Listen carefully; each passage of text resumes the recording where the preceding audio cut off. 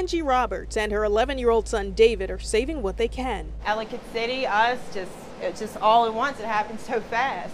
Their Catonsville basement apartment was deemed unsafe and unsanitary Monday after floodwaters rushed inside the night before.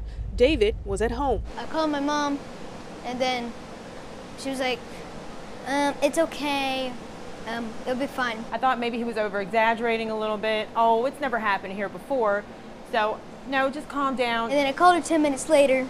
It's coming in, and then she's like, you're over-exaggerating, I'm coming home. As you walk down the road where you normally would have walked or driven, per se, you had to swim at that point. I was a little bit scared, but I knew what to do because I knew to unplug everything and put it up in a high place. Her apartment now gutted. She says she couldn't find help. We called 211, we called 311, we called 911, we called 111, and there was just no help. Like, there was no help. And it just, like, we really feel like kind of lost over here. Baltimore County leaders are helping in the cleanup and say they're going to have to work together with state and federal partners. My dress, the veil, all the stuff that we had, that we were making, and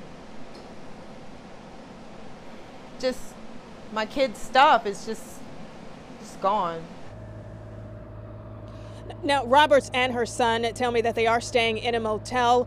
They say that the landlord here at Fern Apartments say that their apartment should be ready within the next few weeks. Now, Baltimore County leaders are offering dumpsters. They say crews are going to be coming out to those affected areas, removing debris for free. But they do leave a number for people that need debris removal. And if you need help, that number is 410-887-3560. Reporting live tonight in Catonsville, Karen Campbell, WBAL TV 11 News. Karen, thank you.